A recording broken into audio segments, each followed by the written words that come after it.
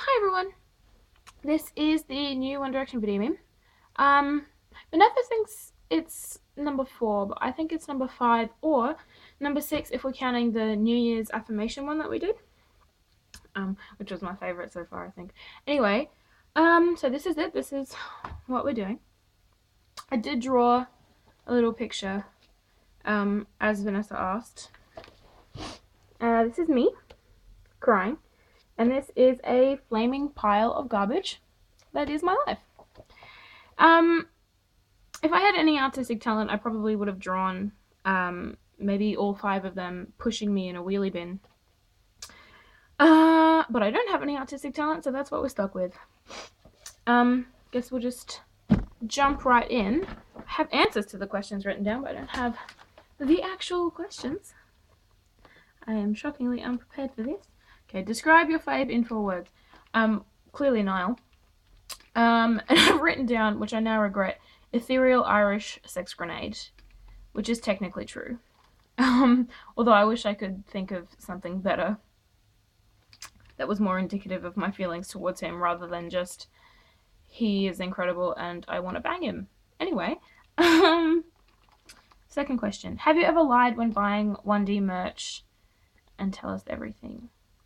Not really, but I have gone out of my way to not have to tell people or see people when I'm buying 1D merch. Like the classic example is when I bought This Is Us on DVD. It was at Woolworths and I was with my mum, although that's not really part of the story. It's just a detail for your satisfaction. I saw it on the DVD rack and it was $12 and I thought, well, if I'm ever going to buy it, it's going to be now. So, and I didn't want to talk to any of the cashiers. I didn't want to see any of their judging faces as they scanned it through. So I went through self-serve. And when I got home, I realized that it was still magnetically locked. Like the box was still magnetically locked. Because when you go through self-serve, you don't have the little thing that you, like the little magnet that you pass it over to take out the whatever, to unlock it. So I had to cut the box open with a knife, and I nearly chopped off my thumb during that. And then the box was ruined, so I didn't have the box to put it in, so I had to go and find a DVD that I'd never watch again, which was like this shitty Bugs Bunny film from like 20 years ago. I didn't have DVDs 20 years ago.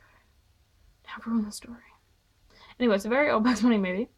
So I had to throw that out, and then I put This Is Us in the box, and then I got a paper cut from when I was sliding out the cover and putting it into other one. So basically I like lost a whole bunch of fingers because I did not want to have to look a cashier in the eye as I bought This Is Us.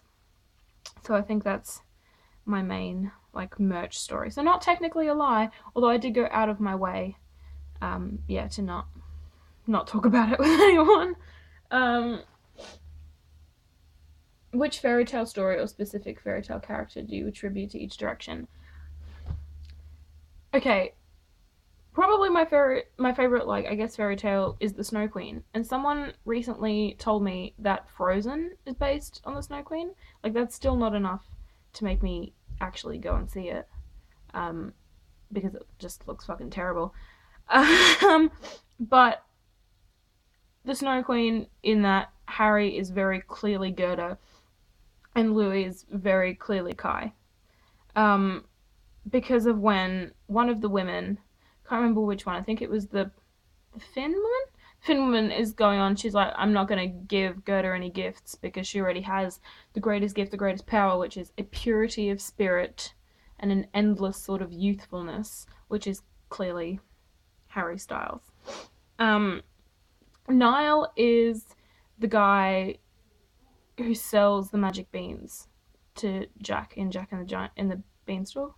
Jack the Giant Killer? Whichever one. He's the guy with the magic beans. What is him? What is his story? Why does he have all of these magic beans? Also, when you read the story, you just get the feeling that he's Irish. So that one's Niall. I don't know really about the other ones.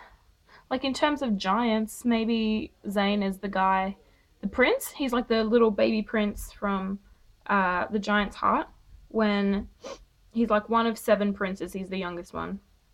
And then all of the others the other 6 go off to like fight battles and get wives, and a giant turns them all to stone.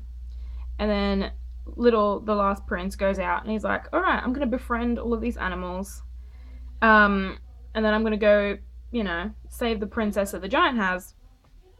And then he has to go out and find the giant's heart, because the giant doesn't keep his heart in his chest because he doesn't want to kill him. He's very Voldemort that way. And then he has to call on all these animals that he saved, and they're all very willing to help him. Because, he did good things for them. So then he gets the heart, and he's like, oh, let the princess go. So he lets the princess go, and then he marries the princess, and that seems very Zane. In one story, he does kill the giant, but in the one that I like, he's just like, all right, you put your heart back in your chest so someone else can kill you. And then he runs off, and it's all good. So I feel like that's Zane, but I don't know who Liam is. And I don't really care. Moving on. Most memorable part of the Where We Are tour so far. I haven't really been keeping up, but like if we put to the side every time that Niall has touched his dick in front of people, because that's going to stay with me until I die. I guess Zane in the rain with the leather jacket and the slicked back hair. I couldn't have been in that audience. I would have spontaneously combusted. I would have set the whole place on fire. So yeah, I think wet Zane. Or I guess Harry's hair has been kind of a highlight. What a fucking nightmare. Although that's a question coming up, so Zane in the rain. How does Zayn Malik's high note in You and I make you feel? When I hear Zayn's high note, it feels like I'm being gently lifted out of my body, above my house, above my entire city. I go even further. I'm just floating up into the atmosphere until I can just see the entire planet laid out beneath me. And I think, yes, this is good. This is a world I want to live in. And then equally as gently, I sink back into my body. And that's how it makes me feel. It's I wish I hadn't said any of that. I'm such a dick. I really like the solo. It makes me feel like good things are happening inside of my body and outside. The whole world is great. It's fuck, I hate myself so much. I'm probably going to record this again. This is already terrible. Fuck. If you could time and space travel with one of the directions, who would you take and where would you go? I'm going to cheat on this question. I'm going to say I'm going to go to, if I was space traveling, I'd go with Louis. And if I was time traveling, I'd go with Zane. With Zane, I feel like we could go back a couple centuries, not even. Okay, let's say start of the 20th century. Maybe? No, we'd be in England. Why would we be in Australia? Why would Zane be in Australia? Nothing interesting was happening in Australia at that. Maybe something. I don't know. I don't really care. So yeah, we'll say start of the 20th century with Zane. We'd solve crimes together. And then I would be like this badass detective. And he would be sort of like my sidekick partner. And he'd write about me. And he'd write about the crimes that we solve as part of like a serial in a pulpy newspaper or something.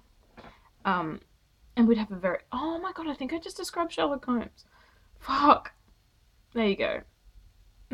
Me and Zane. Sherlock and Watson.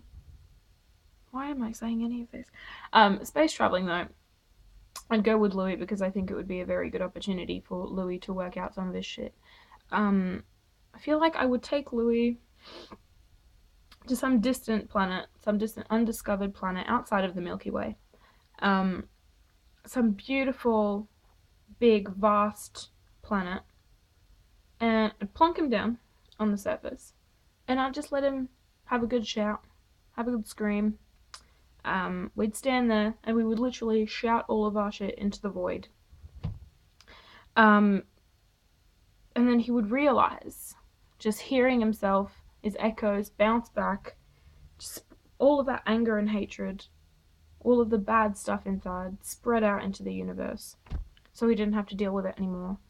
And then his heart would fill, and he would know that the only things that matter are love for yourself and for others, acceptance of yourself and for others, and not saying the N-word. Okay, discuss Harry Styles and the bun/ponytail, yay or nay? I mean, obviously yay, but also in these notes I've just written, don't know if you can see this, just written bun, horror. Because it makes me hate him and want to strangle him, but also suck his dick. That's a bad combination for me. Oh, the next one is the fic question. I like a lot of fic. I feel like I've talked in previous ones about some of my favorites. And like, it's a long list, so we could go on forever. But I'm not going to talk about Landslide. I'm not going to talk about the Solar Flare fic. And there was one other one that I've already... Oh, the Liam and Harry ghost one, which is probably my absolute favorite of all favorites. But I guess the next one that I love the most is Waves That Rolled You Under, which is the Zayn, Harry, and Niall Costa Rica burnout fic. And I love it for so many reasons. Mainly that they teach Zayn how to swim, and I love whenever Harry is like walking around with like a long sleeve shirt on to cover up all of his tattoos, and it's Costa Rica in the summer. It's fucking like, it's like burning hot, and he's like, yeah, but I don't want any paps to recognize me. And I was like, Harry, that is so Harry of you. And it gives me there's a lot of things going on in that fic that sort of speak to me. But mainly that they all kind of feel at one point or another sort of isolated from the other two, which I think is how they, like, realistically is how they would feel in that situation at some point or another. Like, you can be around people that you love and that love you back and still feel sort of excluded from what's going on. And also it's got really good Niall parts with his bum knees. So that speaks to me on a deep level. Do you think 1D was real? Like, I'm still not sure. It's been, what, like 8 months, 9 months? 8 months. I can't have been into One Direction for that long already. Anyway, I'm pretty sure it was like a mass hallucination. Or there was like a worldwide gas leak or something, and we all sort of passed out and dreamt it together. Do I want it to be real is a better question. Does it matter to me that it was real? Is anything real? I don't know. My favourite part, if it was real, was Niall's like bellowing laugh when he asked James Corden if he'd listened to the album, and James Corden was like, no, I'm 35 years old. I have that on my phone to listen to when I'm out and about and having a bad day. So yeah, that was my favourite part. That might or might not have happened depending on whether it is part of reality. Anyway, is the next one the quote one? If you could attach one quote to any of the directions, what would it be and why? Well, I went onto my Goodreads because I have a Dylan Thomas quote saved, which I think speaks to all 5. But the quote of the day today on Goodreads is, the more the heart is nourished with happiness, the more it is insatiable. I'm like, well, that's Harry or Louis. I think that's one of those things that could be applied to either of them in different ways. Yeah, so I thought that was... I hope no one else goes on to Goodreads and chooses that for their video, or else this is going to be really awkward. But, yeah, but actually, the Dylan Thomas quote, I don't really know how I would go around finding... Or I can't think of any quotes that apply to, like, each of them individually, but there is a Dylan Thomas quote, which is fantastic. And I was gonna, like, ages ago, when we were doing sort of, like, Dead Poets Direction, was going to make a thing for it, but I'm very lazy and bad at Photoshop. So, anyway, I know we're not saints or virgins or lunatics. We know all the lust and lavatory jokes and most of the dirty people. We can catch buses and count our change and cross the roads and talk real sentences. But our innocence goes awfully deep, and our discreditable secret is that we don't know anything at all, and our horrid inner secret is that we don't care that we don't. And that's, I guess, like the essence of One Direction. To me, in any case. And also, I really love Dylan Thomas. And also, I think that we should just talk about Dylan Thomas. Fuck One Direction. Let's just talk about Dylan Thomas. Not really. I don't mean it. Finally and truthfully, what does being in the One Direction fandom mean to you? A lot. Considering it's sort of like, I don't know, I've been on Tumblr for like four years because I got, or the blog that I have now at least, I got that for the 2010 World Cup, or I got it just before the World Cup. So it's been 4 years. But around, like last October, November, when we did the first One Direction video meme, it was sort of like the first time that I'd felt on the internet, at least, as like part of a sort of community of people. And that's what the One Direction, like hashtag One Direction fandom sort of, what it is to me. It's like it's a community that I feel like accepted in and a part of. And it's really good, and I love everyone, and it's like, it's good. It's just good. It's happy and nice, and I don't really have any other adjectives today. All my words are gone, so maybe I should have filmed this tomorrow, but I love everyone so much, and every time that I meet someone new in the fandom, it feels good. Feels like the people that I'm meant to be friends with. And I like the people in the One Direction fandom quite a bit more than like my actual, like, proper friends, I guess, because they're all assholes. But I mean, that's my fault for being friends with assholes, but whatever. It feels good not having to be ashamed about something, or even though I'm not ashamed of it, like with other people, not having to worry about being mocked, which is nice. And being able to just make a post that's like, oh my god, I fucking hate something great. And people will be like, oh my god, me too.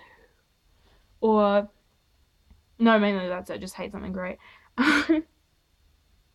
No, but you can tell people, oh my god, I sat in my pajamas and I listened to Take Me Home on repeat for like 4 hours until I felt strong enough to maybe put on real clothes. And they'll be like, yes, good work. You did it. You got out of bed.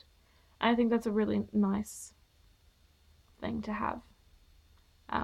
Or just know that it's there. Know that if you did need that no one would laugh at you for it.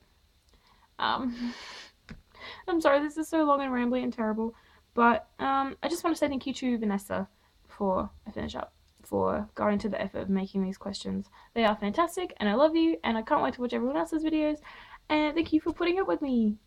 So